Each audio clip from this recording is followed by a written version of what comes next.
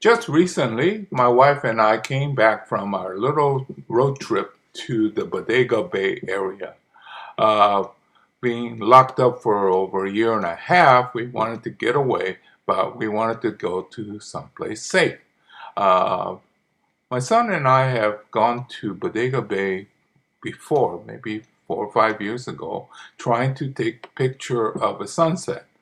At that time, it was fogged in, so we had no pictures. So anyway, I knew about the hotel, I knew about the restaurant, and I felt it was fairly safe. So we went for an overnight trip. And these photos that I've taken was trying to capture a number of different things. One was the coast and how it resembles a Zen garden. There was a lot of inspiration, and I think if you checked, I did a few chapters on what I got from this particular trip. One of the disappointing things about this trip was the trees. You know, I was looking for trees that would give me inspiration to make bonsai. The Monterey cypress that grows naturally out there actually doesn't have a great form, and any tree that looked good actually had chainsaw marks. So that was sort of disappointing, but the weather was fantastic. We went from 100 plus weather into 70 with a nice brisk wind. Unfortunately, it made for a terrible sound in my videos, but we were having a really good time. Like I was saying, the time I went with my son, I could not get the sunset because Bodega Bay gets fogged in because mile up was no fog, mile down was, but we were without pictures that time.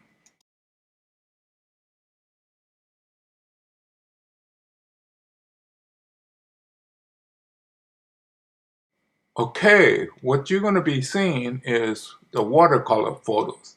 One of my camera has a setting where you could set it and it takes pictures, but it renders like a watercolor. So I'm not painting these in a watercolor, but it does have this look of watercolor. And I like to mix these just pure art expressions, uh, and I thought I would share that with you. I've been trying different techniques with the, well, you know, the modern camera has all kinds of capabilities that I never had when I was shooting film. And so that's what I've been doing, is experimenting with the settings in the camera to see what I can achieve. And hopefully you're enjoying this as much as I was enjoying making them.